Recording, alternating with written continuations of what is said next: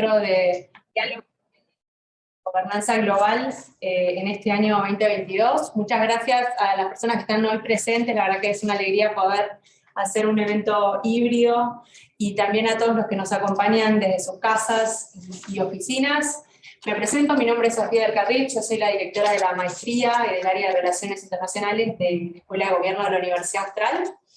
Y junto, obviamente, al director de la Escuela de Gobierno estamos impulsando el área de Relaciones Internacionales. La Escuela de Gobierno, para quienes no nos conocen, nació en el año 2015, tiene 3 grandes áreas de trabajo: política pública, la cuestión ambiental y las relaciones internacionales.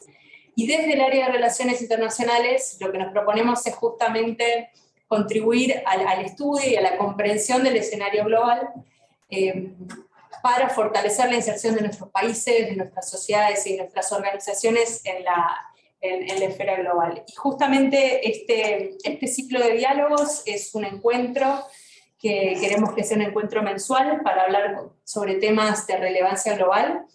Me acompaña en la organización el doctor Andrés Fontana, quien es profesor titular de Seguridad Internacional y Política Exterior Argentina de la Universidad, y el embajador Ricardo Laborio, quien también es profesor titular de Política Exterior Argentina, es obviamente embajador de carrera y es secretario general del CARI. Así que gracias Andrés y Ricardo por acompañarnos nuevamente este año con este proyecto. Y justamente antes de comenzar, decirles que este encuentro esperamos que sea lo más dialogado posible, no solamente entre las personas que están en el panel, sino también con ustedes, así que si tienen preguntas, nos las pueden formular a viva voz o a través del chat.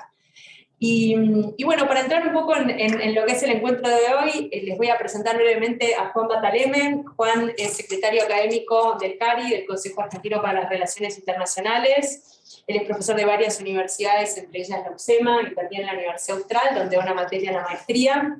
Es licenciado en Ciencia Política de la UBA, máster en Ciencias del Estado por la Universidad del SEMA, máster en Relaciones Internacionales por Flaxo. Ha sido becario Chipman y becario Fulbright. Es profesor adjunto concursado de Tecnología Estratégica y Política Internacional en la Universidad de Buenos Aires, profesor titular también de la Escuela de Guerra Naval y Guerra Aérea, profesor invitado en el Middlebury College y en la Universidad de El Salvador, y miembro del International Institute for Strategic Studies. Autor de publicaciones especializadas y del libro Un Mundo Ofensivo, el balance ofensivo-defensivo y las guerras de Afganistán, Irak y Chechenia. Así que bueno, gracias Juan por sumarte a este primer encuentro. Y básicamente la idea de este encuentro es que primero tenemos unas preguntas disparadoras y luego la idea es justamente abrirlo a las preguntas que puedan ustedes tener. Y un poco para romper el hielo, y empezando así por Juan, que es nuestro orador en este encuentro, preguntarte sobre cómo ves hoy el estado del sistema internacional, ¿no? ¿Qué nos dice la guerra que en este momento sucede en Ucrania sobre el estado del sistema internacional y sobre las dinámicas dentro de este sistema? Bueno, buenas tardes a todos los que están ahí, gracias. Bueno, primero es un honor para mí compartir la mesa con vos, Sofía, pero con dos grandes que también fueron formadores míos, Andrés Fontana en la UBA y Ricardo Laborio en el CARI, en la vida y desde su práctica profesional. Así que gracias por estar acá, gracias a ustedes por sumarse también a esta iniciativa. Yo voy a tratar de ser breve justamente para facilitar el diálogo. Lo primero, ¿es esto parte de lo que llamamos el retorno de la política de grandes poderes? Bueno, el retorno de la política de grandes poderes nunca se fue de la dinámica internacional. Lo que había o lo que teníamos previo a lo que fue el momento unipolar, por así decirlo, fue el accionar de una gran potencia. Esa gran potencia intentó diseñar un mapa mucho más ordenado, más ajustado a los valores liberales, pero recordemos que los valores liberales generaban una serie de resentimientos en otros grandes poderes, y esos grandes poderes nunca terminaron de aceptar la posición polar de los Estados Unidos para hablar en términos de las relaciones internacionales. Eso tuvo 2 grandes discusiones. A finales de los 90 Samuel Huntington escribió acerca de la superpotencia solitaria, que ya daba cuenta de la reconfiguración regional del orden internacional, y lo que sucedió fue el acortamiento de brechas. Esto es importante para entender lo que está sucediendo ahora. Con el acortamiento de brechas se armaron dos grandes situaciones: el regreso, el mal llamado regreso de las zonas de influencia que ya no son más zonas de influencia cerradas, sino que son zonas interpenetradas justamente. China tiene capacidad para penetrar, China o Rusia tiene la capacidad para penetrar la zona de influencia de América Latina. Estados Unidos, por puro peso estructural, por así decirlo, por peso y gravitancia geopolítica, ha penetrado las zonas del Asia, de Europa, y a pedido de los propios europeos se fue expandiendo en lo que eran las propias periferias turbulentas europeas. Eso generó una situación de cada vez de mayor tensión. Uno podría remontarse a 1991, digo, para entender lo que está sucediendo ahora. Uno tendría que ir a 1999 y ver el primer gran desmembramiento que se produjo en, digamos, a la sombra de Occidente, que esto es algo que es central en la discusión de ahora, que estamos hablando, mientras que ahora Occidente defiende la integridad territorial. En el caso de Kosovo, esa defensa de la integridad territorial falló, no hubo otro principio que entró en juego, y eso fue siempre política de grandes poderes. Esto por un lado. Por otro lado, si es política de grandes poderes decir que el poder hace al derecho, es erróneo. Hay una discusión válida acerca de que la iluminación y la transformación del sistema internacional ha abierto mucho más espacio para que el derecho prime sobre el poder, o que el derecho limite aún más el poder en el sistema internacional. Ahora, esto no es un diálogo terminado ni cerrado. Justamente es bueno que Occidente plantee de la forma en la que lo está planteando en el presente siglo, y sobre todo por la capacidad que tenemos nosotros para leer contradicciones, esta posición donde el derecho es más importante que la política de poder, porque la política de poder a la larga ejecutada por Occidente también se le puede volver en contra. Entonces, este es un dato no menor, que no está cerrado. Por supuesto que yo adscribo a una corriente teórica, que después seguramente vamos a hablar de ella, donde dice que el poder es derivado del derecho, pero en este momento lo que estamos discutiendo es que el derecho no puede ser derivado del poder. Necesitamos un rango de estabilidad por el tipo de desafíos que enfrentamos a futuro. ¿Qué más nos dice la política, este conflicto de la política internacional? De que este es el movimiento de apertura en un juego mucho más largo y mucho más amplio, que tiene que ver con la posición de los Estados Unidos en el Asia-Pacífico, que tiene que ver con cómo China se va a asentar en el Asia-Pacífico, y que empezamos a verlo ahora con una China que está jugando una carta realista básica, clásica, que es la prudencia. No cae en la trampa de ninguno de los dos, no cae ni en los llamamientos que los Estados Unidos da que se pronuncie en contra de Rusia, pero tampoco valida la conducta de Rusia en todos los planos, sino que todo lo contrario, se presenta a sí mismo como lo que se dice un broker, ¿no? Como un articulador de intereses de cara a sus propias posiciones en el sistema internacional, en un futuro no tan lejano, porque 10 años vamos a estar todos acá sentados nuevamente para ver qué es lo que sucede en ese ciclo, en lo que está pasando ahora en el Asia-Pacífico, que es también un reposicionamiento de los poderes. Entonces, para terminar con esta primera pregunta, ¿es política de poderes? Sí, es política de poder. Esa política de poder coexiste con otras realidades de interdependencia, donde esa interdependencia muestra también la capacidad de dañar que tiene la interdependencia. Sí, es cierto, y lo que está abierto hoy es que, de cara al futuro de la estabilidad internacional, el derecho no deriva pura y exclusivamente del poder entendido como uso de la fuerza, sino que el derecho es importante para todos los actores en juego en la política internacional. Bueno, no sé, Ricardo o Andrés. Bueno,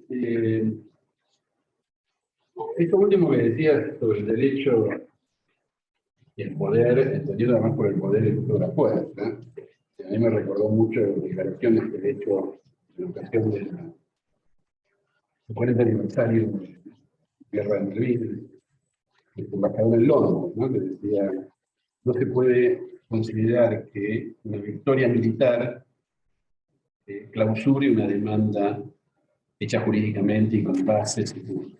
Entonces, si uno recorre el mundo, está bien, lo que está haciendo Rusia es brutal, no cabe ninguna duda, es inhumano, está fuera de toda razonabilidad. Pero si uno recorre el mundo va a encontrar muchas situaciones de esta índole, de imposición de la fuerza de manera ilegítima, que al no tener la magnitud de los movimientos de Rusia, no se ven. Escapan a la atención pública, escapan a las consideraciones de los grandes foros. Y esto lo digo porque una pregunta que ha surgido a partir de la invasión del 24 de febrero fue: ¿hay un sistema internacional como el que creíamos? ¿Lo hubo y dejó de existir? ¿Existe realmente una capacidad del sistema internacional de prevenir las guerras? Que son preguntas periodísticas. Yo no escuché a personas, digamos, con unas raíces académicas plantearse eso, salvo que ya lo vinieran planteando de antes, digamos, y era continuación de su argumento, como es el caso de algunos más admirados autores que me imagino vamos a discutir durante esta tarde. Pero poner en duda el sistema internacional y su capacidad de prevención a partir de un episodio que, por lo menos inicialmente, nadie entendía bien. Las interpretaciones apresuradas dieron lugar a situaciones un poco, digamos, desmesuradas, ¿no? Fuera de razonabilidad, como fueron los ataques al militar, de quien vamos a hablar ahora, y la defensa que hizo de sí mismo militarmente, mesurada, digamos. Entonces, yo lo que me pregunto, digamos, con respecto a este conjunto de cuestiones en juego es: ¿qué esperamos nosotros del sistema internacional realmente? Yo lo que pienso al respecto es que, más allá de posturas que pueden, entre quienes prácticamente desacreditan totalmente la capacidad, la eficacia del sistema internacional para prevenir los conflictos, detener a los estados en sus ambiciones, a los estados muy poderosos, o a los estados poco poderosos pero bastante salvajes, muchos en regiones alejadas, es mirar la historia. Yo le decía recién al embajador Lagorio que las lecturas de tantos autores que aparecieron en estas semanas me muestran que quienes mejor pueden, no sé si entender, pero darnos una explicación que algo nos permite razonar acerca de la brutalidad de Rusia sobre Ucrania, son los que basan su argumento y su trayectoria profesional, digamos, su formación, su análisis, sus publicaciones en la historia.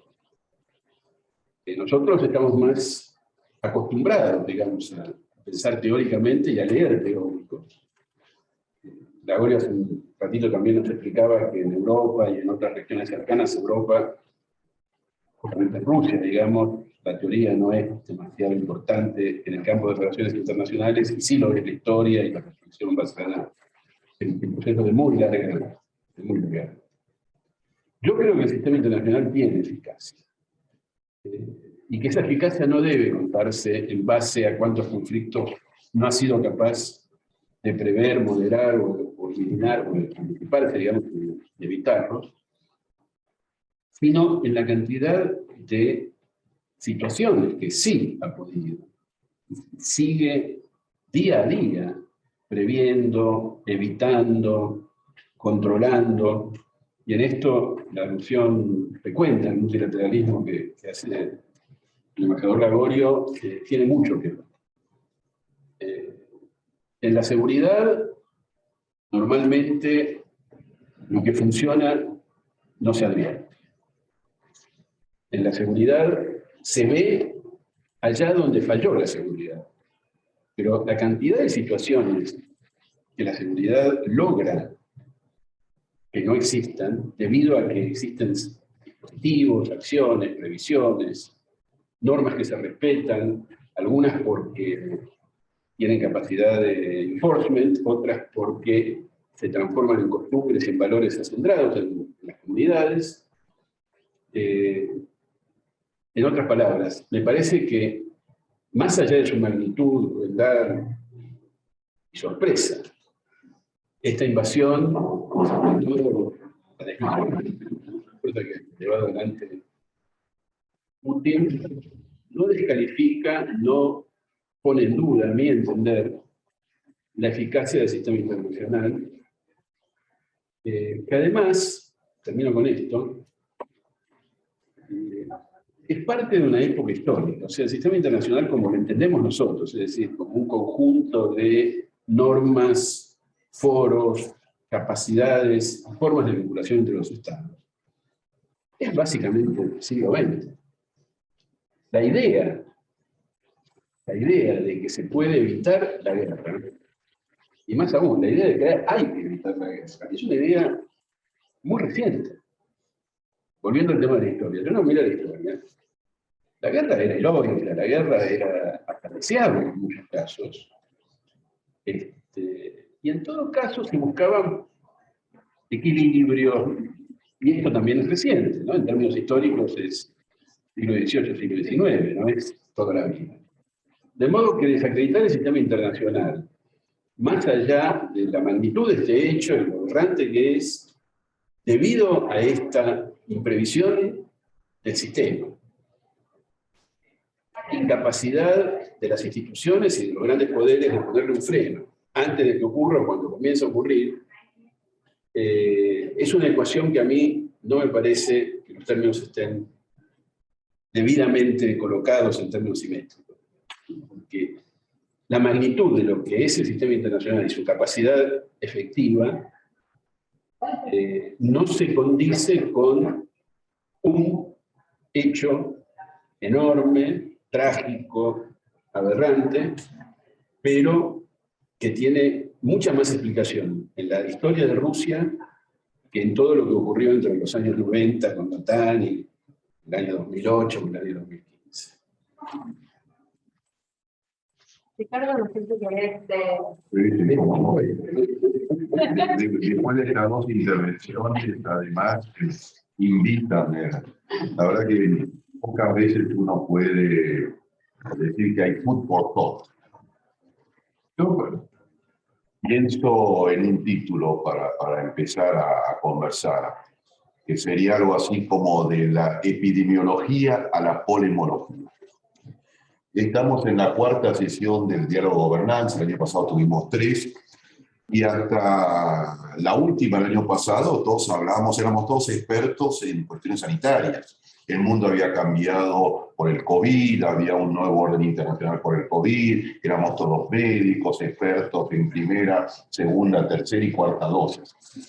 Desde hace 2 meses somos todos expertos en guerra, en invasión, en crímenes, en conflictos. Así que el primer dato, la fluidez. Y cuidado con las definiciones finales. O sea, estamos con la angustia de tratar de definir lo que está ocurriendo. La nueva Guerra Fría, la Tercera Guerra Mundial, la paz caliente, podemos, qué sé yo, hablar del puchero, de hacer lo que queramos. Ahora, yo creo que tenemos que ser un poco más serios y ver qué está ocurriendo. ¿Qué está ocurriendo? Yo creo que hay un escenario absolutamente novedoso para mí, ¿no? Yo creo que estamos en un mundo post-westphaliano, híbrido, temporal y atemporal, presencial y virtual, y yo diría también territorial y desterritorializado, y en donde cada vez más el multilateralismo prima. Fíjense, estamos en un conflicto realmente brutal.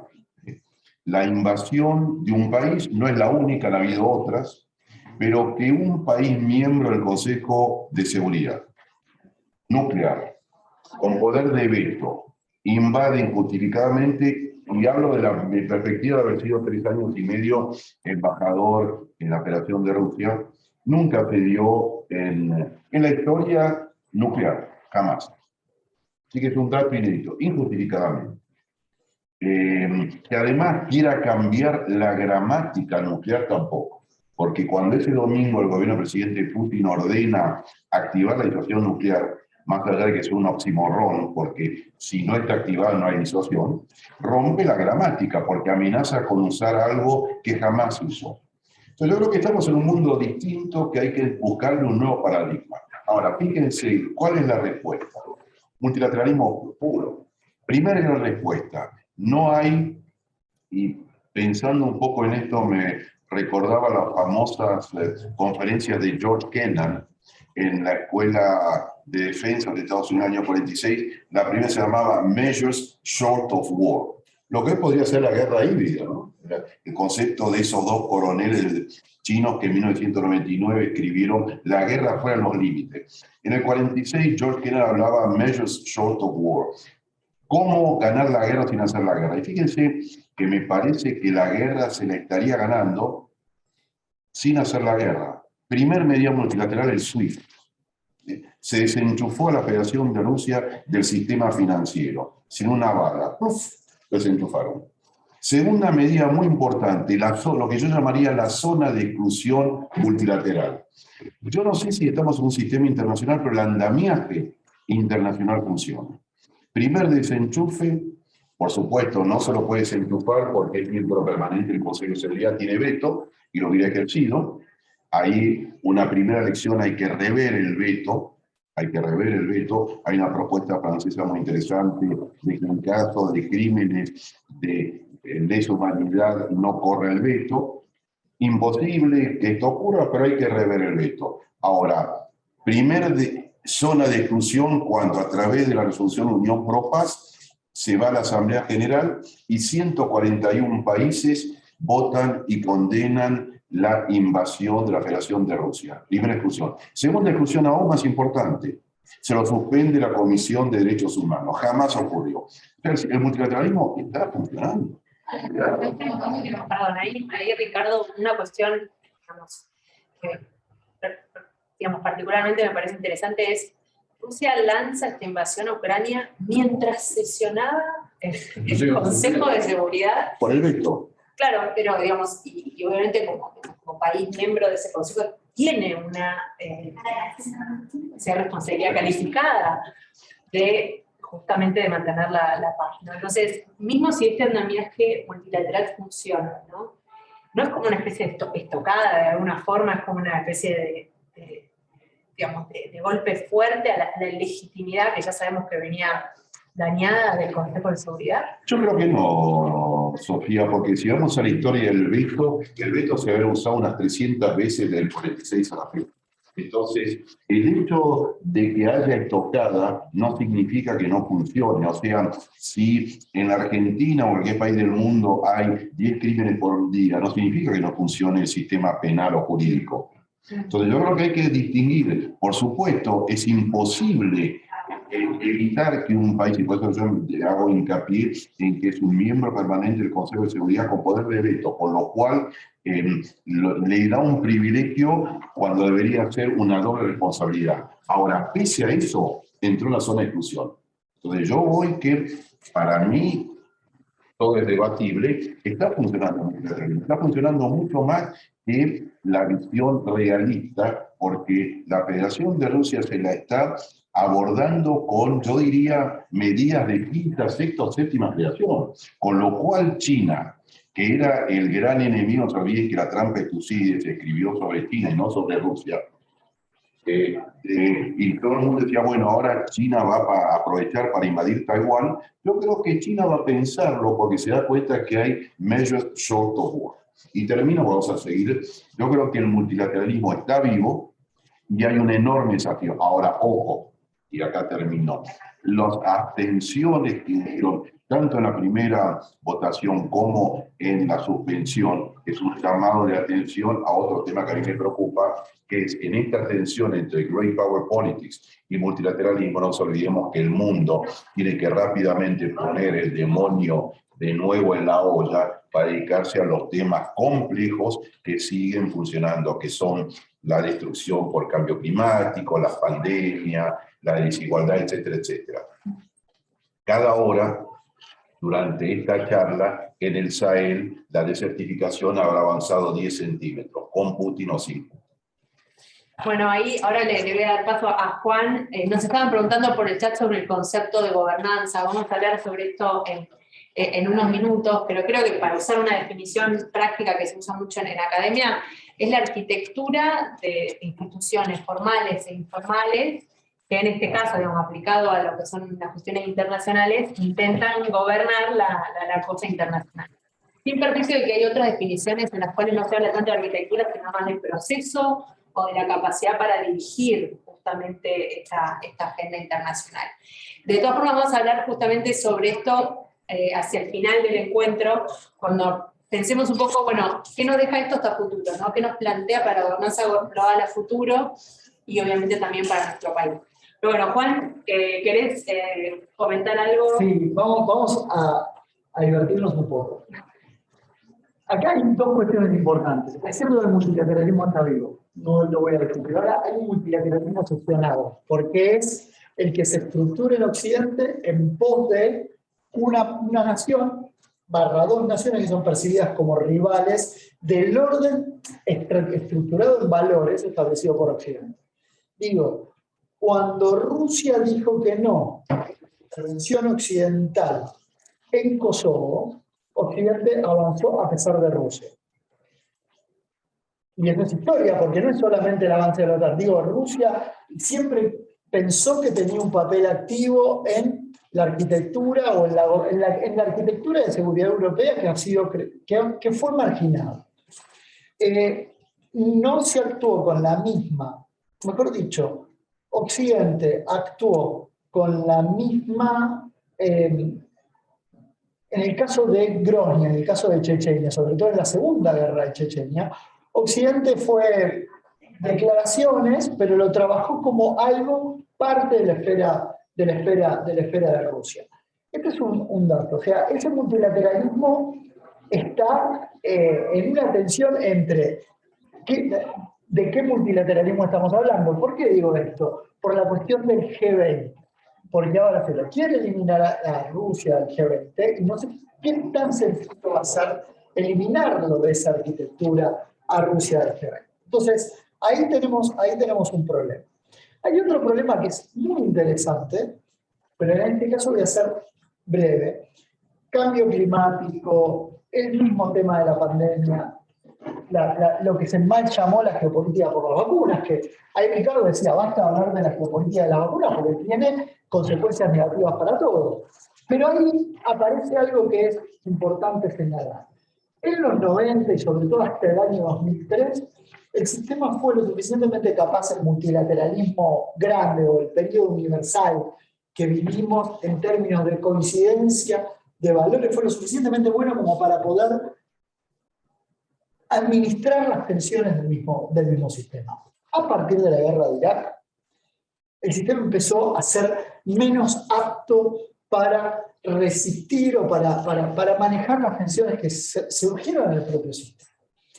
Acá aparece una cuestión que es importante, que es la cuestión de la pandemia. En la cuestión de la pandemia, todos se dieron cuenta, casi igualándola con el problema del cambio climático, que lo que se estaba repartiendo eran bienes posicionales. O sea, no vamos a salir todos, ni a todos nos impactan de la misma forma, ni todos vamos a salir parados de la misma manera de este conflicto. Y eso hizo que todos nos volviéramos mucho más particularistas. Lo que estamos enfrentando ahora es un orden mucho más particularista, mucho más egoísta desde el punto de vista, mucho más realista en el sentido del egoísmo que hace que yo me posicione y que lo que esté tratando de mirar es la distribución diferencial de capacidades. Es cierto que los problemas que marca Ricardo y Andrés no los vamos a poder resolver si no los resolvemos entre todos, pero detrás de esa discusión más liberal, si uno quiere desde el punto de vista teórico, existe un problema de cómo vamos a quedar posicionados todos y cada uno en función de nuestro propio orden. Yo creo que ahí está la cuestión más interesante y que nos obliga a pensar la cuestión de Ucrania ahora. Por ejemplo, un artículo que salió hace poquito en el Foreign Affairs, que habla de el regreso de la doctrina de la conquista. ¿Por qué la conquista se vuelve a hacer? Uno había pensado con la era de los misiles, con la era de la globalización, los misiles se acabaron. No, ahora parece que en la distribución de poder militar, la conquista vuelve a tener alguna lógica en la estructura decisional, en la estructura política de los estados. Y eso es lo que hace tan llamativo y a la vez tan brutal el conflicto. Un poco pasando a la segunda parte, no sé si... ¿Puedo sí. una cosa? Adelante. Yo no quiero entrar en debate, lo voy a entrar. Yo creo que tenemos que mirar el futuro. O sea, el presente lo podemos justificar por cualquier pasado y lo podemos juzgar por cualquier pasado. Ahora, la gobernanza yo creo que es un proceso, al menos como practicante, y mi primer destino fue Naciones Unidas que me marcó profundamente. La gobernanza es un proceso, no es una dimensión teórica. Los 90 fue una época unilateral, así que poco multilateralismo había, muy poco. Ahora, yo creo que el gran renacimiento del multilateralismo son los 17 Objetivos de Desarrollo Sustentable, tomando conciencia de que el mundo ya no es solamente un mundo de hard power. La prueba está que la Federación de Rusia, y yo acuñé un término que evidentemente me va a impedir volver a Rusia en los próximos años, que el ejército ruso, que yo lo vi marchar 3 veces en el gran desfile del 9 de mayo, desfila mejor de lo que pareciera que combate. Entonces estamos ante una situación inédita en que las medidas de hard power parecieran no ser suficientes y necesarias. Yo creo que estamos en un mundo muy distinto. A mí me preocupa que estemos entendiendo el mundo del futuro, el mundo que cambió en el 2008, no quiero hacer propaganda, así que me escondo, con paradigmas antiguos. O sea, hoy el ciberespacio te está marcando todo. Por eso se lo militariza el ciberespacio. Ese es el punto. Yo estoy de acuerdo. Perdón, algunos lo militarizan, otros no. Todos los grandes poderes, digo. Satellogic, que es una empresa argentina de microsatélites, está trabajando hoy, o sea, no necesariamente todo militarizado. Con la OTAN. Con la OTAN. Totalmente de acuerdo. Ese es un buen ejemplo. Sí, pero con la OTAN está trabajando. Pero no están militarizando por la respuesta, si por militarizar significa una respuesta violenta, armada, no. No. Pero continúa el esfuerzo militar del otro. Pero ¿cuál es el esfuerzo militar del otro? Si salvo los drones, la respuesta, lo que más daño le está haciendo a la Federación de Rusia es el SWIFT y el prestigio. Vos decías el G20, independientemente de que lo suspendan, no creo que lo echen, el señor Putin no va a poder ir a la próxima reunión de Indonesia, el G20. ¿Quién lo va a escuchar? La mano. Pero por eso. Pero el prestigio es un elemento. Ahora, fíjate vos, y esto que estás apuntalando es central, porque te lleva de vuelta a la discusión de la reterritorialización de Internet, por ejemplo. Los firewalls, los bloqueos que hay. Gran parte del éxito de Occidente en esta guerra, en los dos niveles, vos tenés la guerra territorial y la guerra en el plano comunicacional y cibernético. Fíjate vos qué interesante esto que vos mismo estás señalando y que hace que esto sea, que este mix entre realismo e interdependencia se nos mezcle en la operatividad. Gran parte de la estructura comunicacional de Ucrania se pudo sostener porque Occidente le dio el backbone cibernético para que Ucrania pueda hablar al mundo, pueda defenderse ante el mundo y pueda inclusive atacar al mundo. Inclusive hicieron algo más. A los rusos se les complicó la territorialidad porque automáticamente les penetraban la guerra en la sonda, en el espectro electromagnético. Les penetraban a ellos y les hackeaban las emisiones de televisión y les decían, miren las matanzas que ustedes están cometiendo. Con lo cual, ¿y por qué Rusia se cierra? Se cierra al discurso del otro. Entonces, estoy muy de acuerdo que no tenemos que caer en la categoría del anterior, del siglo XX, pero también tenemos que entender que en esa hibridez que vos estás señalando, la política de grandes poderes entra, cuaja y te genera una dimensión completamente nueva, fascinante desde el punto de vista de los grandes poderes. Digo, Satellogic es la muestra más concreta y efectiva de que Argentina está del lado de los buenos. En este caso, ahora es un orgullo. apoyando a la OTAN. No, pero el gran poder no son todos los grandes poderes. Y de nuevo, yo empecé diciendo que estamos en un mundo híbrido westphaliano. Bueno, O sea, lo único que le funciona hoy es Telegram. Si querés, yo me comunico con amigos rusos a través de Telegram. Porque ellos cerrados. O sea, la desterritorialización funciona. Estamos en un mundo absolutamente distinto. Absolutamente distinto.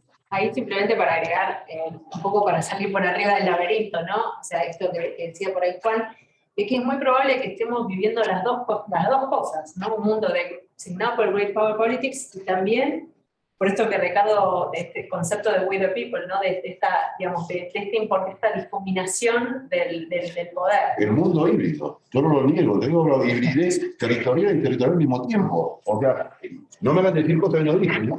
Yo planteé territorial y territorial, temporal a temporal, presencial y virtual. Totalmente de acuerdo. Ahora, yo no me quedo con uno porque estamos en la transición. Bueno, y ahora vamos, Andrés. Mira, porque la segunda pregunta va a ser peor que la primera. Antes que vayamos a la discusión total, agreguemos un poco de yo creo que hay confrontación de grandes poderes, pero lo que hay que mirar para entender además dónde están hoy, y nuevamente hacemos un texto de otro tema de insistencia por parte de Ricardo, es con qué medio. Porque un país muy atrasado, en muchos sentidos, por algo ocurrió la Guerra Fría, no fue por capacidad militar. Un país muy atado a sus raíces y a su historia de despotismo. Pues, nada de lo que vemos hoy es nuevo. Rusia siempre fue militarizada, despótica, amenazante, obviamente antidemocrática. Está en su naturaleza como historia, como comunidad y como gran cultura. Los medios que usa el resto no son militares. Y no es porque le falten. Son esencialmente todo lo que dijeron recién, es soft power. Eso me refería a ver. No es soft power. Es capacidad material. Yo tengo que poder sostenerme en el eje. O sea, todos los grandes poderes tienen una capacidad efectiva en el ciberespacio, se construye en el hard power. Yo aspecto el soft power, pero lo uso a través de la estructura material que es híbrida porque es público y privado, pero no es poder blando en términos de tracción. Yo no quiero soft power es imagen, Disney. No. Son measures short of war. Sí. Se está haciendo la guerra sin la guerra. Una capacidad tecnológica efectiva. Kennan es muy anterior a la idea de soft power. Pero por supuesto, y creo que debe estar además en desacuerdo. Pero se opuso a la expansión de la NATO en el 96. Exactamente. Bastante realista, por cierto. Pero acá este es el punto. Ahora vamos a no es Disney en el sentido, que eso es lo interesante de esta clase. La gobernanza necesita del poder de atracción, no cabe ninguna duda, pero nadie discute eso. Ahora, ¿cómo construyo yo atracción en una época donde yo, si tengo el hardware y el software para hacerlo, puedo modificar imágenes, puedo alterar la percepción de las personas? Está bien, es un instrumento. No es Disney, pero de Rusia se fue IKEA, McDonald's, Starbucks, Zara. Se le fue todo el soft power a los muchachos. O sea, se le fue todo el... Es una lucha desigual. Ahí está la clave. No, es una lucha desigual.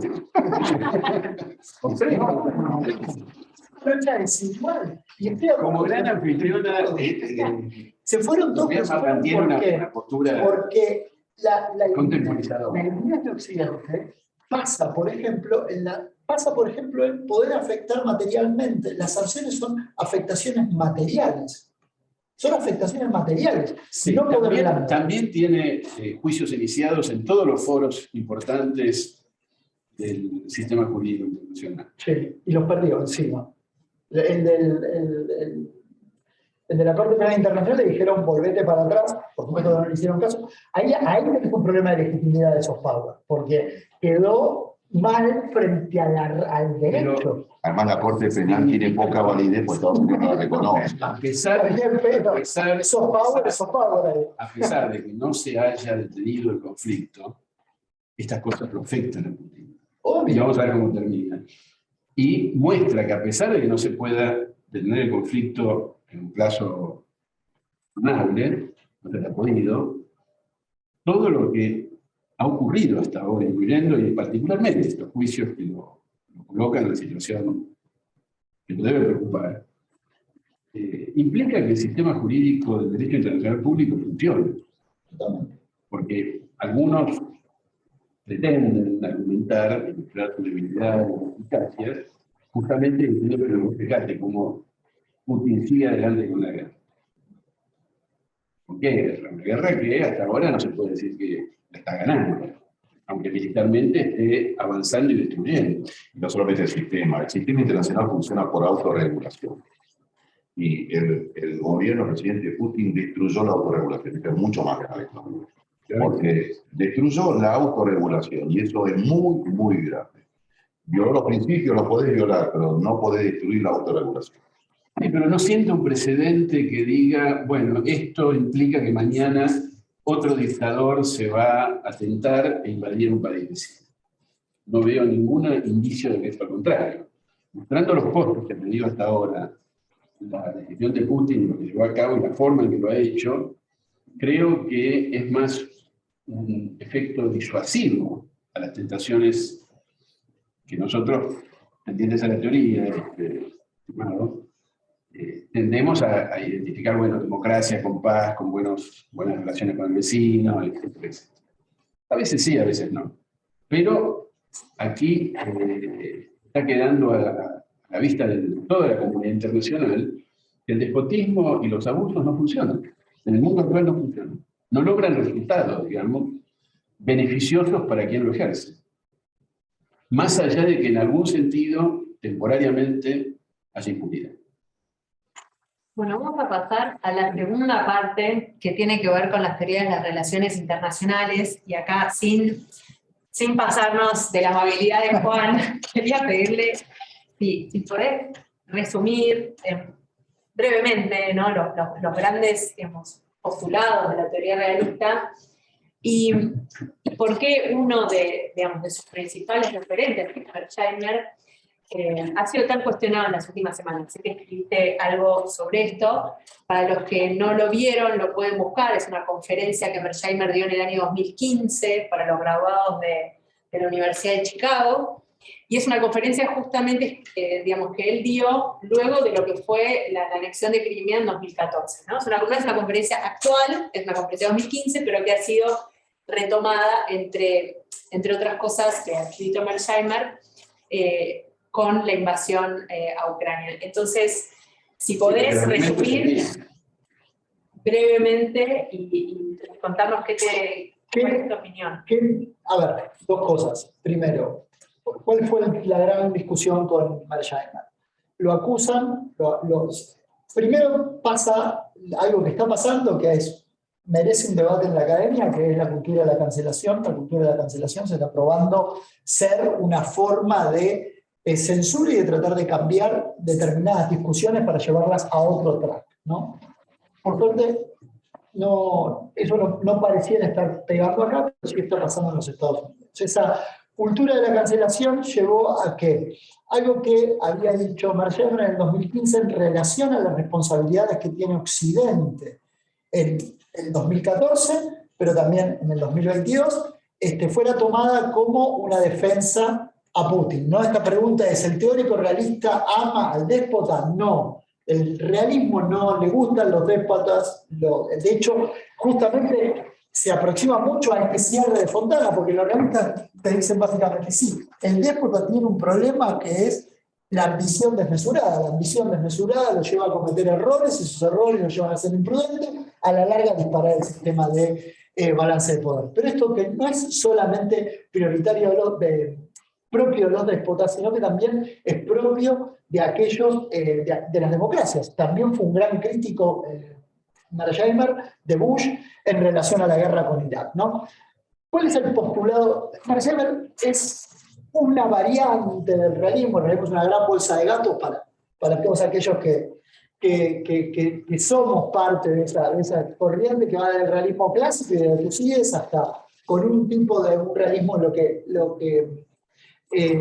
se conoce como realismo complejo, clásico o complejo, a un realismo mucho más simple o simplificado, que es el de Mearsheimer. Mearsheimer tiene 3 grandes argumentos. El primero es que en un mundo nuclear no existe la unipolaridad, porque no puede haber conflictos entre grandes poderes. Los grandes poderes pelean en proxy. Lo que se ve hoy en Ucrania es una pelea de Rusia y Occidente, o de Rusia y los Estados Unidos, que desgarra a Ucrania. Entonces hay una responsabilidad de ellos dos como actores estructurales. Ese es un argumento. El segundo argumento es que la estabilidad de lo que llamamos gobernanza internacional es más una fantasía temporal que algo real. Esta es una gran discusión también que está bordeando esto y que la puso muy bien Ricardo en la discusión de recién. Esa fantasía dura lo que dura lo que podemos llamar el balance de poder, y de ahí el llamado a que es mejor estar balanceado, es mejor ser, como dice Ale, es mejor ser, por lo menos se lo asigna, que en el sistema internacional anárquico es mejor ser Godzilla que Bambi. Entonces esta es la mirada que él tiene. Y el otro problema que los estados tienen es que son, súper simplificando, son maximizadores de poder y oportunistas. Y esto es lo que permitiría explicar, y ahí sí hay una crítica válida a Mearsheimer, desde el punto de vista de la teoría, la conducta de Putin es una conducta derivada de una oportunidad. Básicamente, ¿cuál es la oportunidad? Una transición europea que no está clara, la ida de Merkel, la salida de Gran Bretaña de la Unión Europea, las tensiones propias que se dan dentro de Francia, que se ven ahora con Marine Le Pen, un liderazgo norteamericano envejecido en los dos sentidos, en el sentido estructural y en el sentido presidencial de la palabra, y finalmente el contar con un actor como China que le da cierto aire, ¿no? Entonces él dice, y esto sí, y de vuelta para traerlo a Ricardo a la discusión. No te preocupes. No, estás acá. Pero el juego del proceso. Mearsheimer dice, si yo tomo las palabras, Mearsheimer a través de las palabras de Juan Batalén, dice, si yo tomo las palabras de Ricardo Lagorio sobre que esto es un proceso, el proceso lo que va a hacer justamente es alentar a que naciones como China, que tienen el poder suficiente, aumenten la separación con Occidente y creen su propio sistema para generar en lo que se conoce como...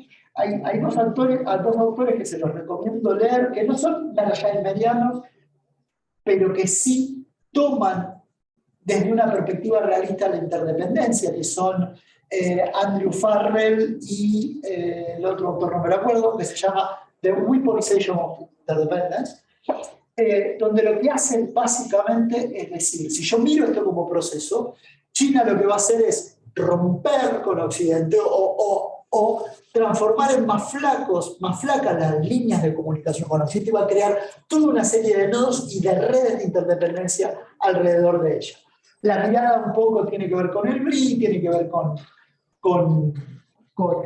cómo China como nación capitalista va a reconstruir relaciones interdependientes capitalistas, pero que escapen de ese poder sancionatorio de Occidente.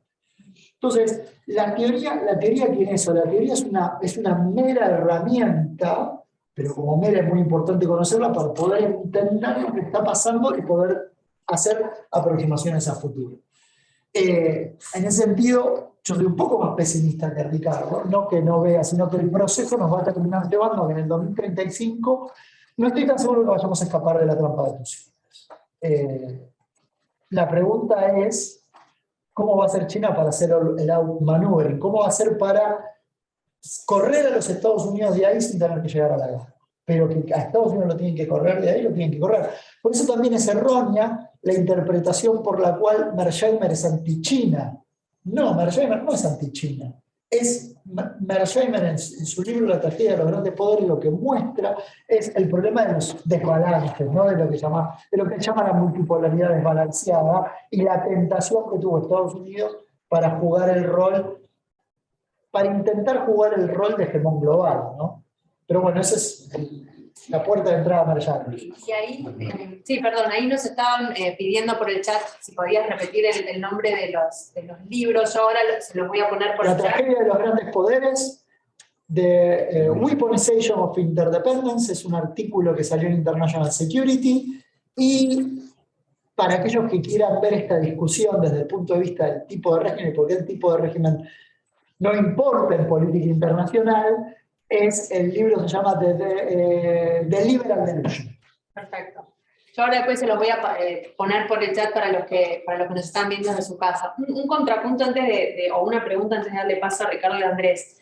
¿No pensás que el constructivismo tiene algo para aportar en explicar lo que está sucediendo? Me refiero principalmente a el constructivismo, que es una de las teorías clásicas, como decir, de las relaciones internacionales, le da importancia a la preferencia de los líderes y también a las demandas de la sociedad. El liberalismo el liberalismo es el que le da preferencia a los líderes y a las demandas de la sociedad. Es el liberalismo. Digamos, uno podría resumir, voy a debatir, soy realista constructivista. El constructivista es muy linda teoría, es una muy buena teoría para explicar dos cuestiones. Uno, el mundo de las percepciones y la afectación de las percepciones, ¿no es cierto? Dos, es una gran teoría auxiliar para el liberalismo. La percepción de... Pero ya el realismo toma las percepciones, lo que no se pregunta es cómo se construyen, ¿no? Es una muy buena teoría auxiliar del realismo y del liberalismo, de las dos grandes teorías racionales. ¿Para qué sirve el liberalismo? Inclusive el constructivismo está un poco más bajo del marxismo desde el punto de vista teórico. ¿Para qué sirve el constructivismo? Para discutir condiciones de transformación. Ahí sí le doy la derecha al constructivismo, es importante. Pero cuando uno lo tiene que transformar en una teoría, en realidad no nacieron para hacer una teoría de operativa de operación, sino más que nada de reflexión, pero a la larga, y esto es deficiencia mía, si ustedes quieren, o a tomar una bandera, por supuesto que la puedo conocer. No me compro la teoría, no me compro la parte transformacional, tomo lo que me sirve para entender los status quo. Sí, tiene un montón que ver, y sobre todo, y rescatando el constructivismo más allá de la broma, del debate propiamente dicho. El constructivismo es importante no porque la versión banal del constructivismo, las versiones mediocres del constructivismo, muchas veces aparece, yo soy constructivista, toman la idea de construcción social o la idea de transformación, sino porque lo bueno del constructivismo es la indeterminación de la política, que es lo que más me fascina del constructivismo. Porque el realismo es corto, ¿en qué sentido? En que es determinista. El liberalismo también es corto en que es determinista. El constructivismo es muy bueno porque es indeterminado e indefinido. Y eso es lo que hace al constructivismo una teoría interesante para hacerla jugar con los otros teóricos. Sí, esta cuestión de la percepción, perdón, dije preferencia, pero quise decir percepción, se discutió mucho, por ejemplo, no este año, sino el año pasado, a mediados del año pasado, Putin sacó un largo texto sobre Rusia y Ucrania, los orígenes y la historia en común, y un poco explica de una manera bastante directa, ¿no? Y de hecho tiene partes textuales en donde habla de que la independencia de Ucrania nunca va a poder ser sin Rusia. No sé si es así de textual, pero... Prometo que son 2 minutos y sí. dejo acá a los profesores, a los maestros. Ahora, ¿qué injusticia con el realismo? Porque cuando el realismo es un argumento fijo, como se me acusa de justificar al déspota, y el constructivismo también desde el punto de vista analítico te puede servir para justificar una déspota. Todo es una construcción social. Lo de Putin es una construcción social que en este momento no tiene ni legitimidad ni aceptación en la audiencia occidental. Pero si hubiera tenido aceptación en la audiencia occidental, ¿qué hubiera pasado con Bueno? Y la anarquía es lo que los estados hacen de ella. En febrero del 91 Viene preparado. James Baker, no. Bueno, todos nos preparamos, ¿no? Hace 2 meses que vivo de esto.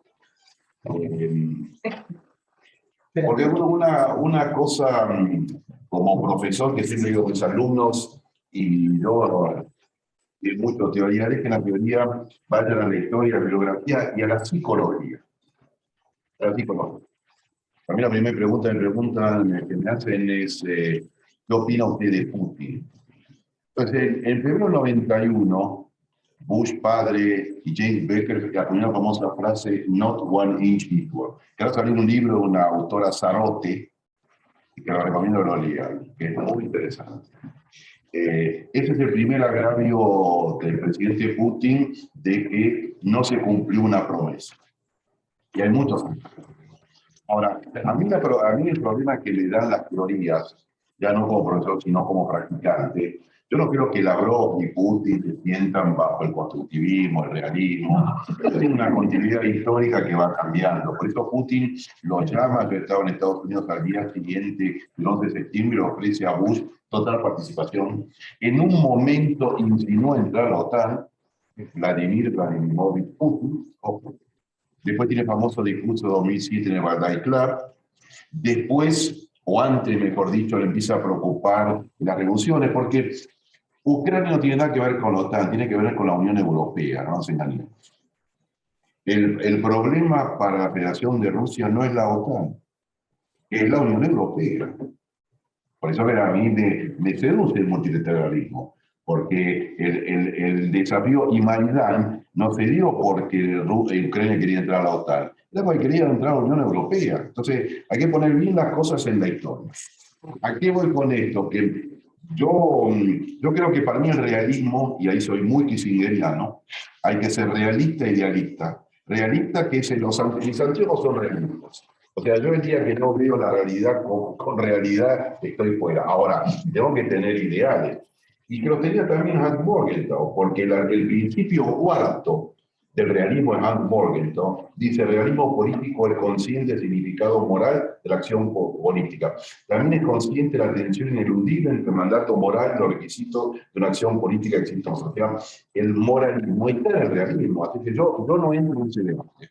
Porque creo que, con todo respeto a los grandes teóricos, perdemos el tiempo. Acá hay que ver por qué las cosas pasan. Y yo soy más, a mi edad voy a la historia y insisto, y creo que esa es una falla de todas las carreras de ciencia política, no enseñamos psicología. O sea, ¿qué está pasando en la cabeza de Putin?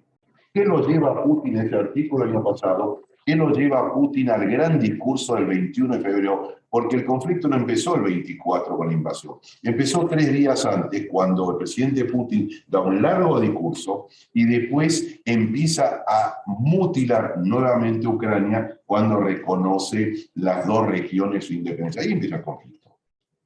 Ahí viola la Carta de las Naciones Unidas y el derecho internacional.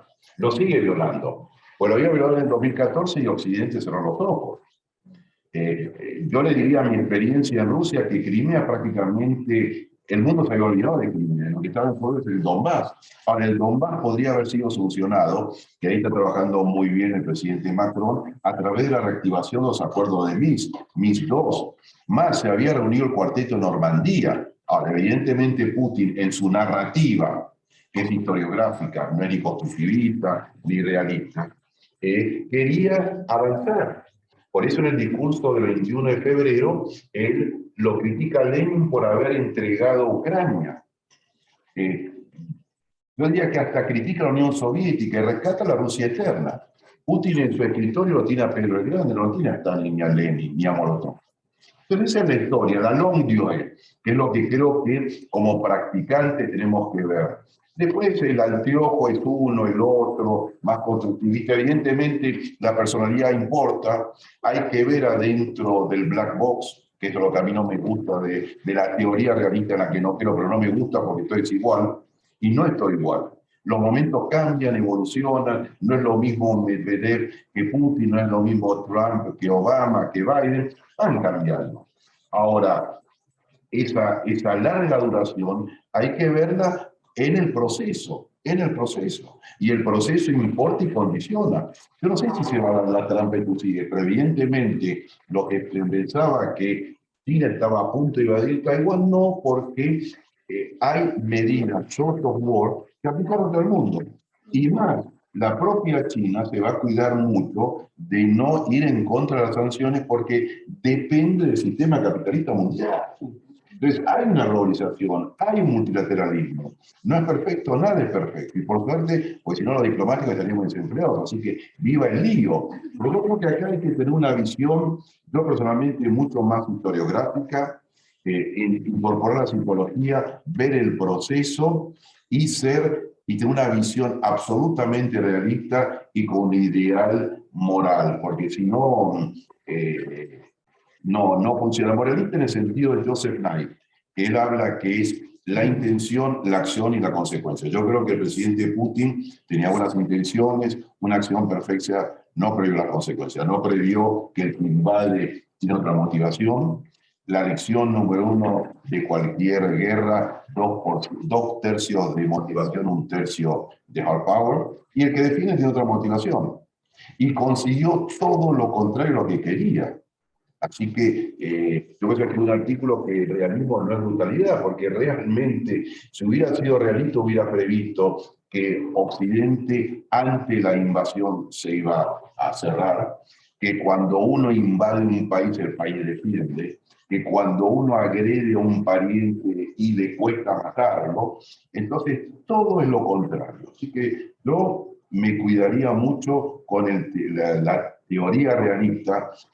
Lo que más me molesta de Mersheimer es de la responsabilidad, pues la responsabilidad cesa el día de la invasión. Hasta ahí estoy de acuerdo, sí, todos somos responsables de todo. Ahora, ojo, porque la acción es injustificable, con lo cual la responsabilidad moral cae. Hasta ahí venía bien. Ahora, la línea, el Rubicón que cruza el 21 de febrero, yo diría de una manera invalida todo lo anterior.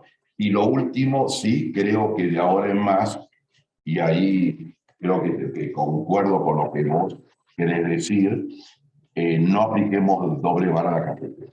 Ahí sí tenemos un desafío institucional y moral muy grande, porque no vaya a ser que porque lo hizo Putin sí, porque lo hizo otro no. Ahora hemos puesto una vara que el desafío mantener.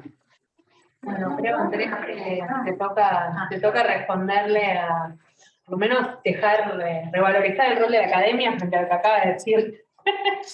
Acaba de decir Ricardo, tenemos teoría de las relaciones internacionales de Yo lo esperé jugando con dos sombreros, nada más. En la realidad, cada uno también, o yo podría haber entendido que estaban desmereciendo al practicante. No. Cada uno habla con su nombre. Que la gran diferencia que establece el señor Morgan y sus rivales teóricos es que él hablaba siempre con diplomáticos. Principal que reivindica como su gestión de las relaciones internacionales es que él, más que la biblioteca, frecuenta lugares donde puede conversar con gente de la diplomacia, y que es eso lo que a él le ha ido dando su visión de las relaciones internacionales, llamada posteriormente. Creo que lo que estaba en juego, y de algún modo nuestras reflexiones se fueron distanciando del tema, no es tanto qué es lo que significa Mearsheimer desde el punto de vista teórico y en sus posturas, sino qué cosas explican la decisión de Putin de invadir Ucrania.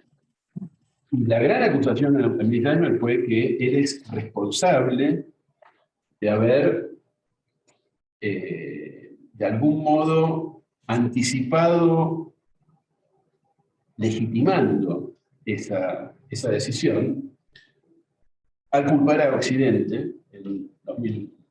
Ya, digamos, anteriormente, porque venía, como vos dijiste, en desacuerdo con varias cosas, y correctamente en el caso de la Segunda Guerra de Irak, pero él tiene ya su desacuerdo con Clinton, digamos, del año 91, ¿cierto? Y Mearsheimer lo que dice es, bueno, si Occidente sigue haciendo estas cosas, las que hizo Clinton, las que hizo Bush, la que hace Occidente en el sentido más amplio, llamándole Occidente a la OTAN, es altamente probable, y él no lo dice, pero en su argumentación pareciera que insinúa, legítimo, que Rusia reaccione.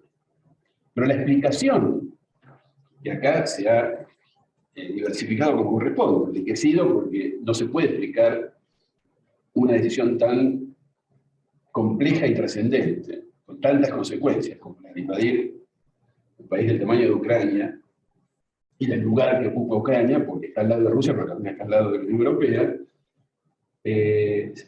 explicarlo simplemente. Ahora, se ha simplificado. Cuando se le dice a Merizalem que él es parte de esa explicación y que de algún modo la justifica, yo creo que estamos hipersimplificando la cuestión. A mí me parece que aquellos autores, que como les decía hace un rato, yo no conocía, digamos, a raíz de esta situación empecé a leer y porque aparecieron frente a digamos, los colegas, a uno le hacen llegar un montón de cosas que uno no conocía.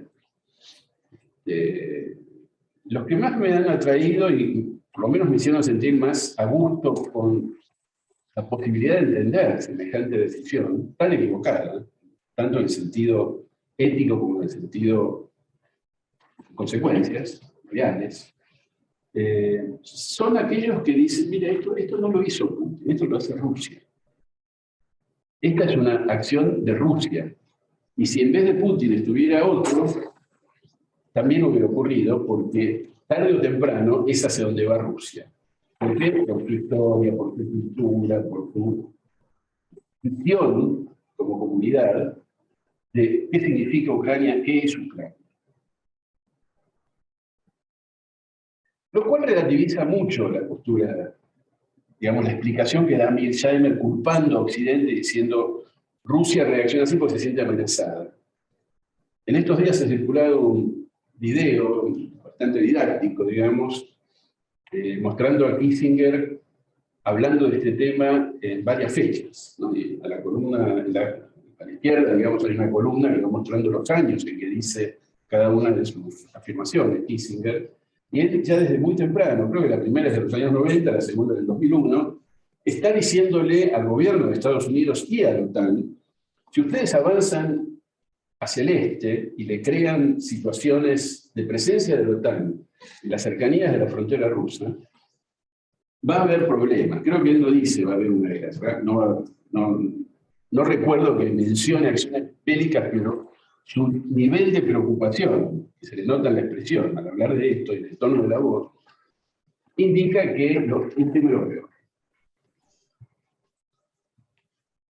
Yo creo que para la tranquilidad de uno, escuchar una persona como Kissinger explica semejante barbaridad en base a una serie de advertencias no escuchadas, donde tanto Estados Unidos como la OTAN, impulsada por Estados Unidos, avanzaron incorporando a los miembros de Europa Central y Oriental a la organización y desplegando bases y capacidad militar en las cercanías de Rusia, pareciera que es una explicación válida. Yo creo que no.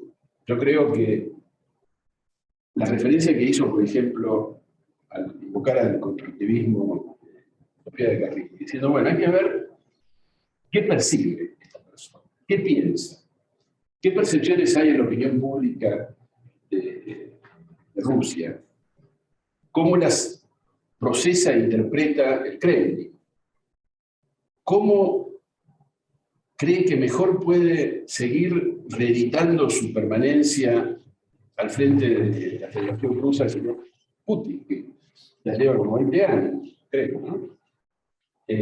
Tiene mucho que ver con esta decisión.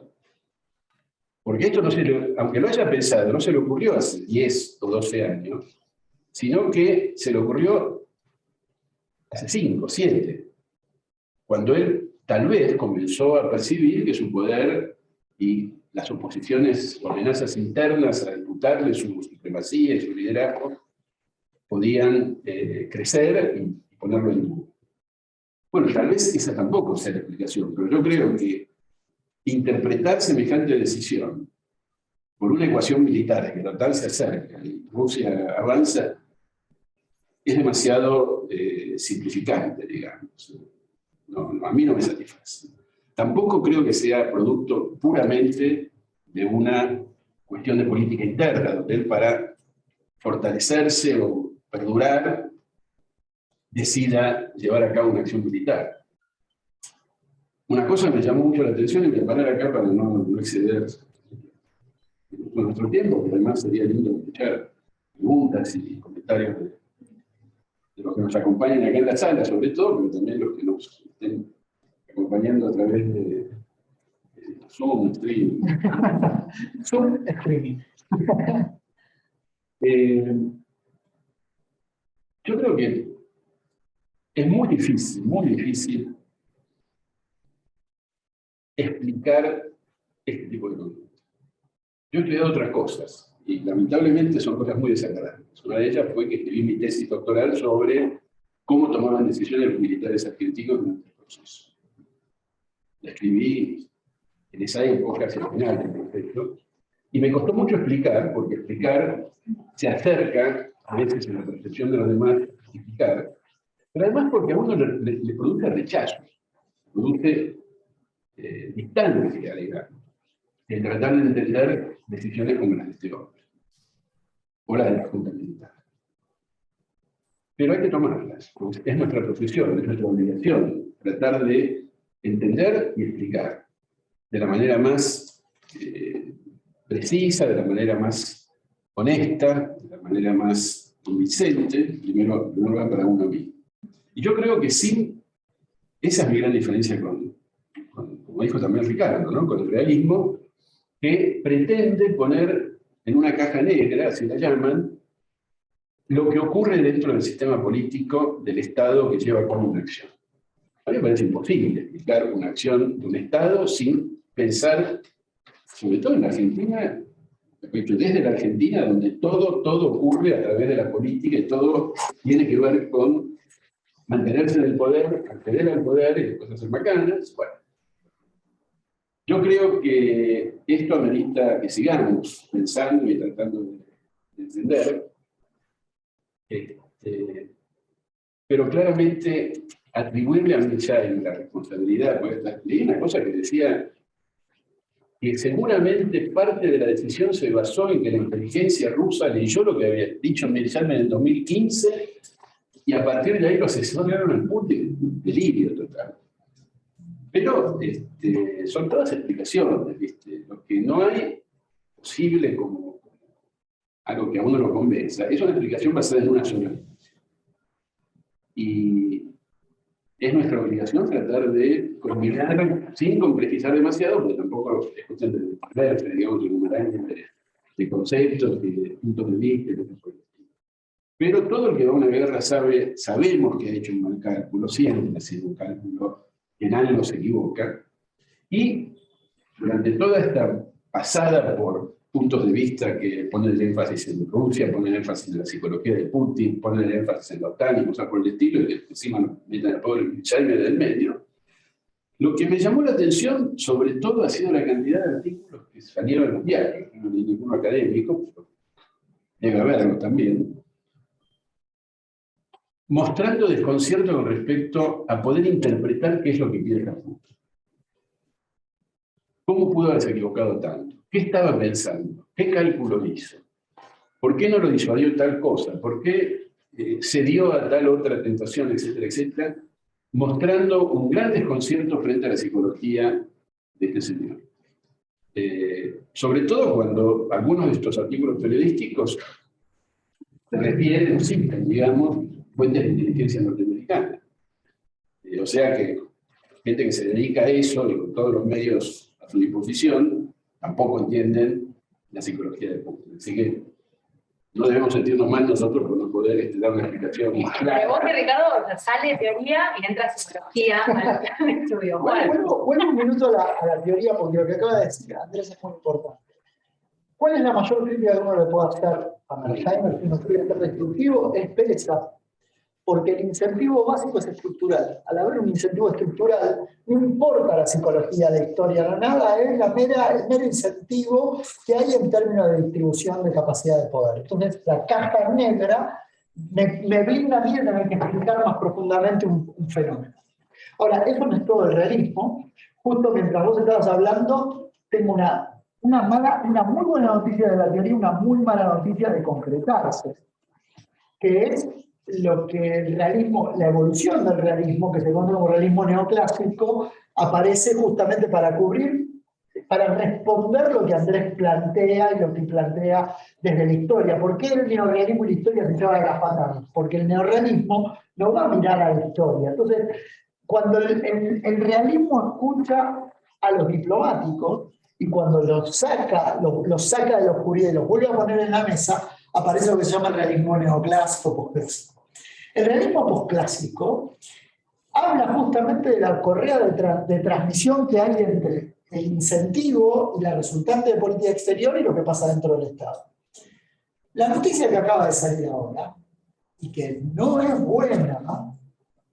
Por lo menos vista en crudo, vista en este momento, es que Estados Unidos, o sea, el tipo de armas que le iban a dar a Ucrania para defenderse, tenía entre el 2014 o el 2015 y el 2022 una limitante, que eran armas defensivas, que fue lo que usaron las fuerzas de Ucrania para defenderse de los rusos con relativo éxito en el norte. En el norte la campaña los hicieron sangrar los rusos, no así en el sur. Lo que acaba de salir ahora, que ya era la decisión que había tomado Boris Johnson, con armas alemanas, era empezar a entregarle sistemas europeos de mayor peso, tanques, artillería y demás, que podían tener algún impacto en la recomposición, la toma de territorio. Lo que acaba de decidir Estados Unidos, y esto tiene que ver con revisar un poco, inclusive la política anterior del tipo de no les vamos a dar aviones a los ucranianos, es que ahora están revisando el alcance del tipo de armas que les van a brindar a Ucrania. Esto, los rusos podrían optar por no responder. Ahora, el realismo lo que te va a decir es que si esto es percibido como una amenaza directa a la campaña de ellos, ¿por qué? Porque los rusos tienen que consolidar una posición de una victoria y poder presentar una victoria militar. Lo perciben como una escalada por parte de Occidente, porque también yo entiendo que ya percibe Rusia lo que está peleándose con Occidente, lo que lo percibe el día 25, como muy bien lo señalaba, Ricardo.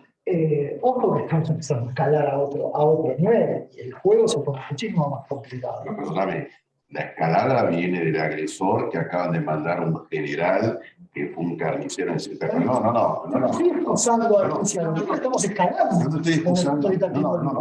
No, pero esto no es teoría, esto es práctica. O sea, el Blitzkrieg no funcionó.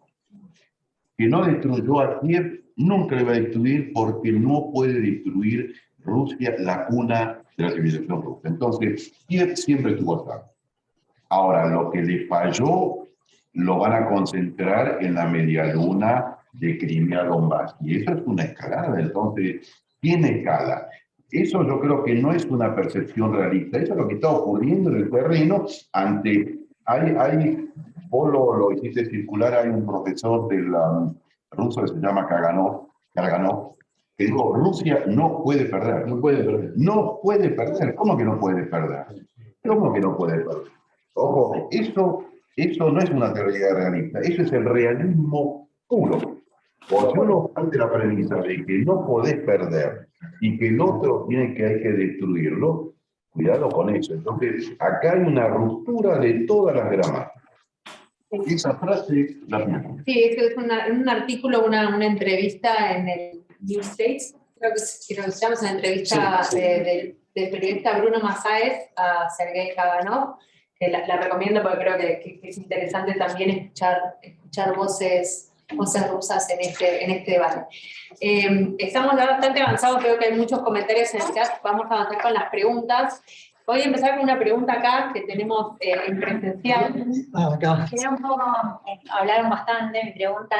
Bueno, mi pregunta iba porque estuve viendo el otro día, hay un periodista franco-ruso que se llama Vladimir Posner, que tiene un video que dice How the United States beat Putin.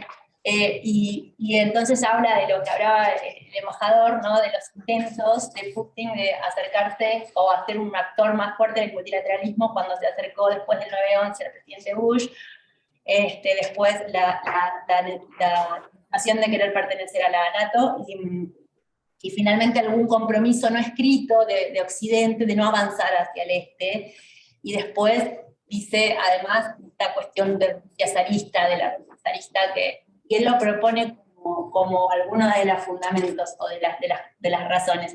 Y mi pregunta sería, ¿no intentó alguna vez tal vez Rusia ser un actor más fuerte del sistema multilateral y de alguna manera el sistema multilateral lo rechazó?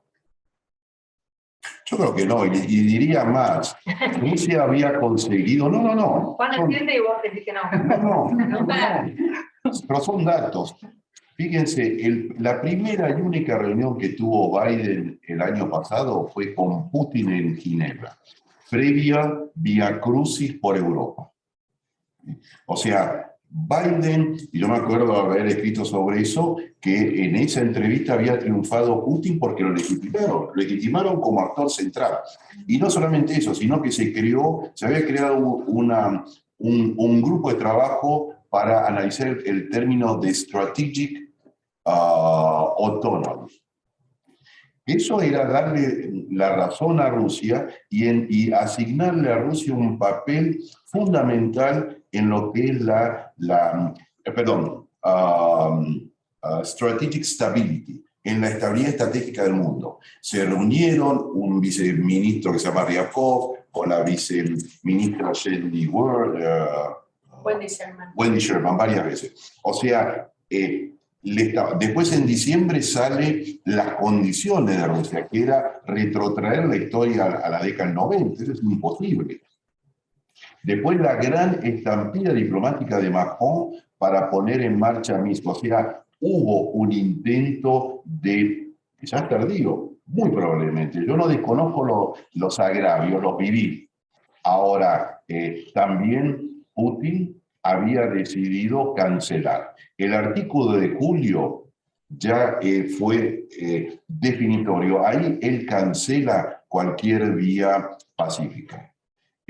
Por eso la diplomacia rusa, que se jacta no es multilateralismo, ellos lo llaman policentrismo, tiene un problema muy serio. Porque yo les pregunto, ¿qué pasa si en septiembre la Comisión de Verificación de Poderes de la Asamblea General desconoce los poderes de la delegación rusa? Puede pasar. Entonces, estamos en una zona de exclusión muy complicada y realmente, y ahora yo me voy de realismo, a un error estratégico. En todas las guerras se cometen errores, pero no de esta magnitud. No de esta magnitud y no del costo de esta magnitud.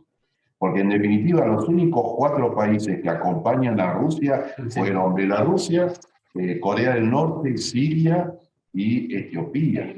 Eritrea. Así que yo creo que fue un enorme error y es una pérdida de credibilidad. Y no hay nada más importante que el trust. Fíjense que en febrero había salido un comunicado de los 5 permanentes diciendo, ante la posibilidad de hacer la revisión del TNP, un comunicado de los 5 permanentes diciendo que el arma nuclear no se iba a utilizar. Un mes después se activa el arma nuclear. O sea, es muy complicado. Juan. No. Hay algo que fue interesante, que fue la revisión de la arquitectura nuclear, que la trae a colación Ricardo, pero que no nos va a dar el tiempo.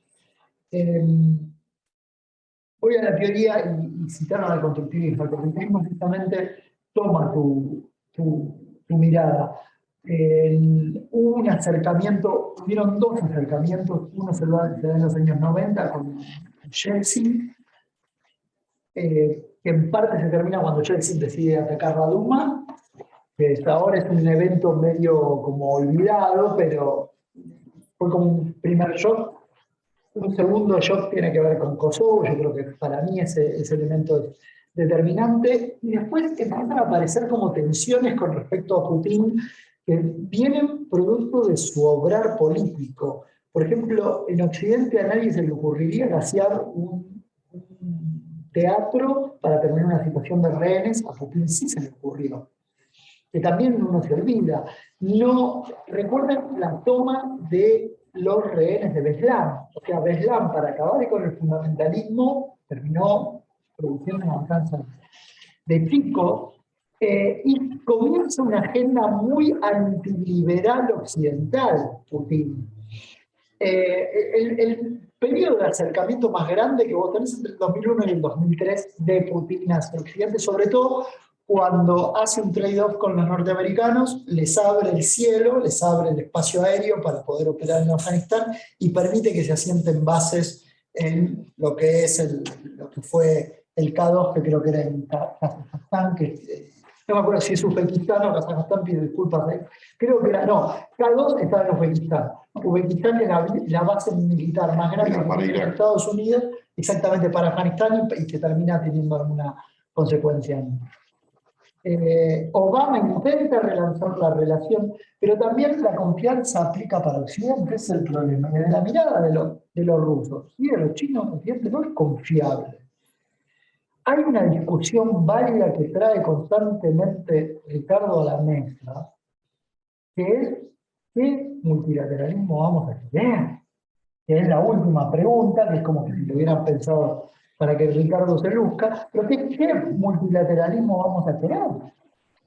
Yo ahí coincido con... Es más lo que coincidimos que el debate en sí, pero ¿qué multilateralismo vamos a tener? Esto lo practicamos bien si no hubiera sido aburrido.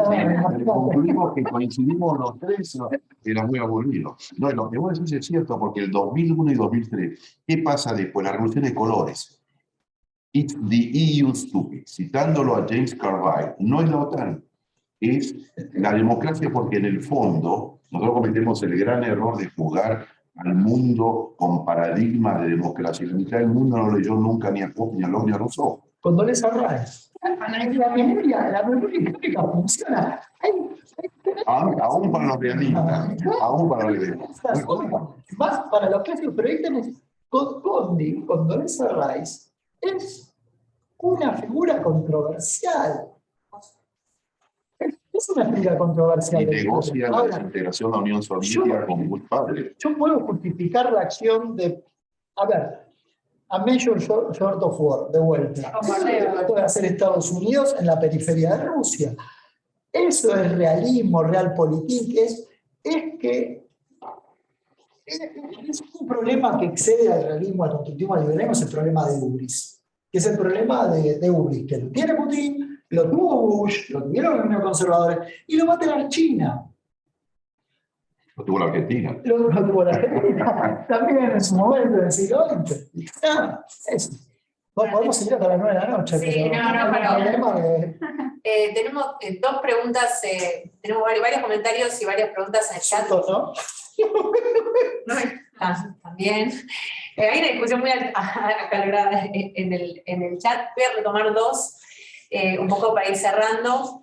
Una que tiene que ver con las sanciones económicas. ¿Qué les parece, digamos, si van a tener efecto esas sanciones económicas, si estas cuestiones que tienen que ver con el SWIFT, pero no aplicado a la energía, digo, ¿dónde quedan las sanciones económicas en esta discusión? Y la segunda pregunta, que también la traen, tiene que ver, bueno, ¿y qué hace América Latina, qué hace Argentina frente a este escenario? Comentarios por ahí sobre alguna pregunta y no sobre las dos, o sobre las dos, más que bienvenidos. Las sanciones. ¿Van a funcionar? Sí, van a funcionar, están funcionando. Si ustedes piensan que eso va a cambiar el carácter de Putin y lo hacen pensar dos veces antes de la guerra, la respuesta corta es no, lamentablemente, porque el tiempo va en contra de la vida de los civiles, o sea, van a haber más muertos, o sea, las sanciones no están diseñadas para, o si se pensaron para detener el conflicto, fracasaron, entonces de una forma en corto fracasaron, en largo van a afectar la posición de Rusia, ya que Rusia, la performance económica de Rusia es mala, es mediocre. ¿Sí? No es más grande que el estado de California es más grande que Rusia, así que van a afectar. De vuelta, suena frío porque ¿Qué más quisiera uno que no se muera la gente? Pero la gente por las sanciones, mejor dicho, sin sanciones o con sanciones, en el corto, mientras dure el conflicto, va a morir civiles, porque ahora la guerra se involucra de lleno al plano civil por las características que tiene el conflicto delante. ¿Qué tiene que hacer América Latina? ¿Qué puede hacer América Latina? Ponerse del lado de lo que está bien, a tener una acción moral. ¿Cuál es una acción moral? Y defender el crimen de la guerra. Ahí no puedo no estar de acuerdo con. Y aprovechar la circunstancia, que es lo que nosotros estamos perdiendo. ¿Para qué significa aprovechar la circunstancia? ¿Qué bueno hubiera sido que fuéramos proveedores confiables de energía de Europa? Por ejemplo.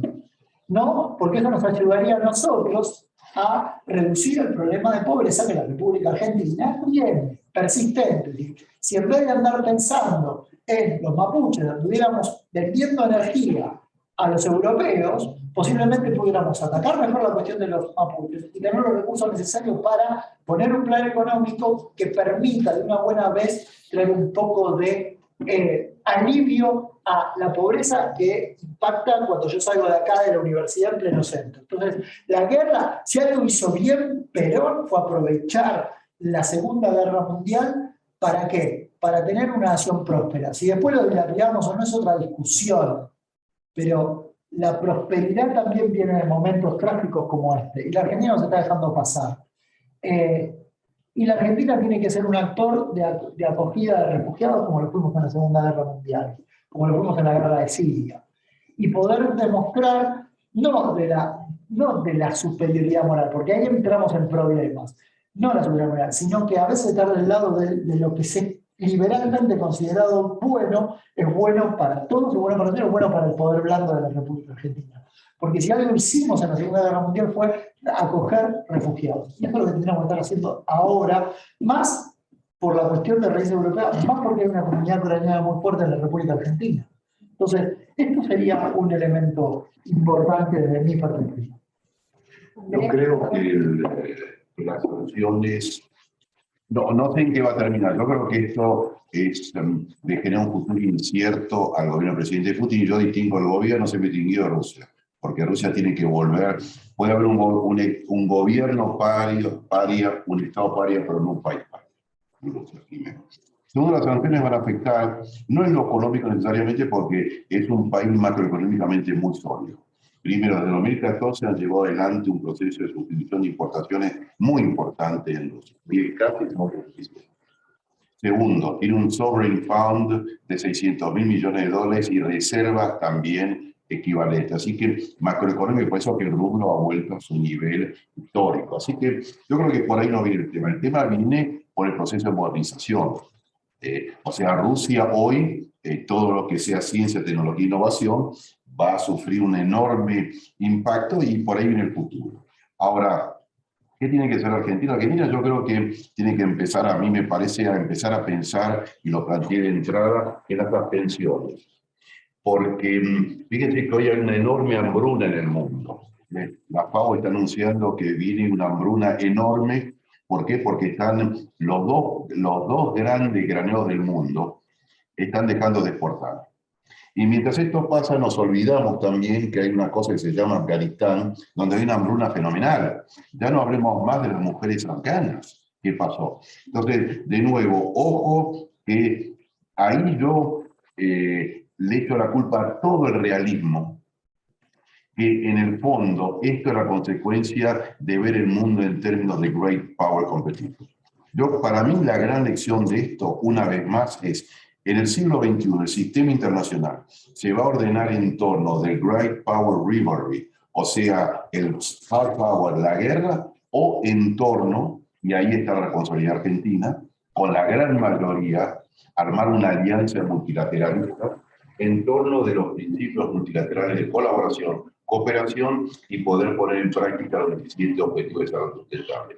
Porque las abstenciones hay que leerlas así. Y muchos países están totalmente de acuerdo con esto, pero señores, a mí mi constituyente, como dice muy bien Juan, le preocupa la luz, gas, agua, los servicios básicos y no lo otro que dejan lamentablemente. Entonces, nosotros tenemos que, esto para mí es una gran lección de que hay que fortalecer aún más el multilateralismo. Que cuidado con solamente ver el mundo en términos de great power, porque además no sirve para nada, porque Rusia no va a salir victoriosa militarmente. Así que yo sacaría esa conclusión. Andrés, la última palabra. Bueno, sí, Sofía. O sea, no, son muy coincidentes las cosas que pienso con las que dijeron los colegas, sobre todo en cuanto al impacto, a la eficacia de las medidas de cuestiones económicas, tradicionalmente son poco eficaces, digamos, ¿no? Y las cosas que he leído muestran que Rusia, como decía el doctor Lagorio, tiene una capacidad de autonomía económica, reservas, y el impacto de esto está cerca, por lo que leía, claro, en especialidad, del 5% en la capacidad económica, digamos, actual. A mí me parece que sería justo, ya que le hemos dado bastante duro, digamos, en algunos pasajes a una y a otras escuelas, pero particularmente a la realista, destacar el origen, la razón de ser, la práctica de las relaciones internacionales con disciplina, de todas las manifestaciones, de todas las corrientes, tiene que ver con objetivos de paz, tiene que ver con objetivos de respeto de la dignidad humana y de buscar la mejor manera de evitar estas tragedias. Uno de los más crudos realistas, su propósito es prevenirnos de lo que puede pasar para evitarlo, en la medida que sea posible. No perdamos de vista eso, porque si no parece que hay escuelas como pro violencia o pro uso de los medios militares, y creo que no es así. A veces disentimos en cuántos medios militares conviene que tenga un Estado, en eso sí las escuelas son bastante diferentes en sus interpretaciones. Yo que tengo más simpatía, pero no soy un gran especialista realmente, en teoría, pero tengo una mayor simpatía por el nacionalismo. No me ha gustado, digamos, tratando de ingenio o cosas por el estilo. Bien. Algunos colegas y algunos uniformes, pero yo que conozco un poco, por ejemplo, a varios militares, unos cuantos militares chilenos, y a muchos diplomáticos, y a algunos funcionarios en otro momento, hacíamos reuniones bilaterales, lo recordarás bien, Ricardo, era una muy mala idea que Argentina quisiera adquirir una capacidad militar competitiva con la capacidad militar de Chile. Por otro lado, somos un país más grande que Chile, por lo menos en aquel entonces, con más recursos. Me parece que, a pesar de estas rencillas, digamos, es importante, sobre todo para nosotros como comunidad académica, digamos, tener muy claro el propósito, el objetivo y el espíritu de la disciplina de las relaciones internacionales de la paz, la concordia, la búsqueda de soluciones no cruentas y menos costosas. Con respecto a América Latina, es una pregunta que no entiendo, porque me cuesta entender o suponer, digamos, o identificar qué supone con esa pregunta acerca de qué es esa conversación. En otras palabras, ¿América Latina tiene alguna capacidad de decisión como tal?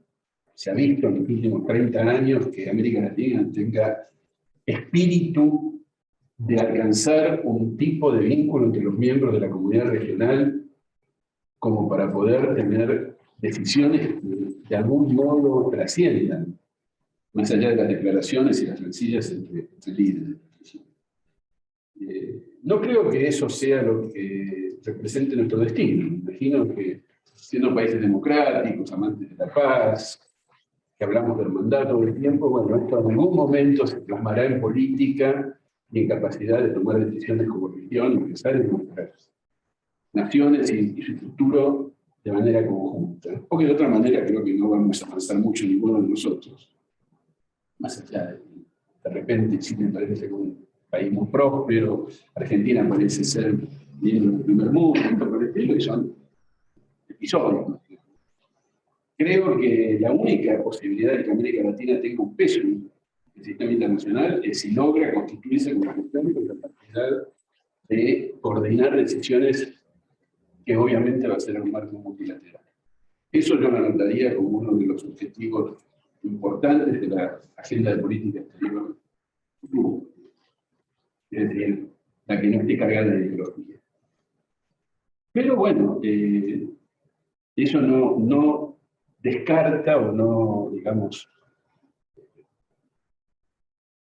le quita valor, digamos, a los gestos que podamos tener, a lo que la Argentina debe hacer, que a veces desatiende su propio interés nacional, pensando en valores y en gestos y en declaraciones, pero nosotros tenemos intereses acá que habría, más allá de lo que haga la región, si es que hace algo, no creo, pensar que esto nos va a impactar. También nos va a dar oportunidades, la que mencionaron los colegas, pero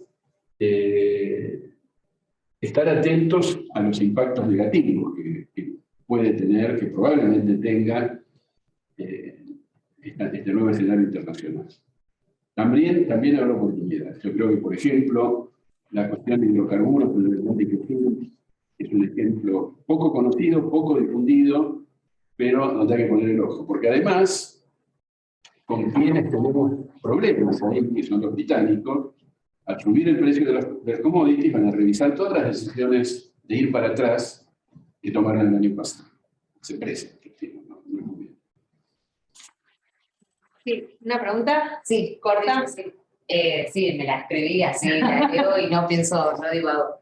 En relación a lo que el embajador había dicho del desafío de la doble vara, y en relación justo a lo que acaba de mencionar, ¿qué le queda a los países medianos y chicos en este desafío de la doble vara que tienen las grandes potencias en este momento? Ya que ahora defendieron el principio de la integridad territorial en Ucrania, como ya habían mencionado, por las razones que sean, ya sea porque la OTAN avanzaba o por las razones varias que fuimos hablando, digo, harán lo mismo cuando vaya en contra de sus intereses. Y quedarán los países medianos y más chicos protegidos en este multilateralismo post-Ucrania, o quizás sea como la pandemia que tenga que ser cada uno se defiende por sí solo, o bueno, por si la pregunta no se entendió. Sí. Es que no hay salvación individual. Para mí, de nuevo, lo que está en juego es, no solamente con esto, hace muchos años, cómo se estructura el sistema internacional a futuro. ¿Vamos a hacer en torno del Great Power Rivalry o en torno al multilateralismo? ¿Se puede elegir uno o se puede elegir otro? Yo creo que hoy hay un ejemplo claro, que el primero no sirve. El otro, y son construcciones, así que la pregunta está pendiente, el desafío está pendiente, y eso es una construcción. La gobernanza también se construye. La gobernanza no es algo, no es un producto terminado, se va a construir constantemente, porque a diferencia de la gobernanza interna, que es un estado definido, el sistema internacional está constantemente en ebullición. Hay que seguir afinando, fine-tuning la gobernanza. Ahora, para mí es o uno o lo otro. Y ojo con esto en el medio, porque esto ha cambiado todo. Así que es una apuesta a futuro. Bueno, creo que este es un tema interesante, no llegamos a tratarlo y obviamente ya estamos en hora de pensar esta gobernanza global a futuro, este espacio también para países como el nuestro, qué hacer cuando se ve que el ajedrez está, digamos, está moviendo. Pero bueno, ya estamos sin tiempo, les quiero agradecer a quienes se acercaron hoy acá, a quienes nos acompañan desde sus casas, gracias también a Martín, el moderador, y por supuesto al profesor Andrés Fontana, al embajador Ricardo Laborio, y especialmente a Juan Bataleme por acompañarnos en este primer encuentro. Ahí les dejamos a través del chat nuestras redes para que nos puedan seguir y nos vemos en mayo para un segundo encuentro. Así que muchas gracias y muy buenas tardes.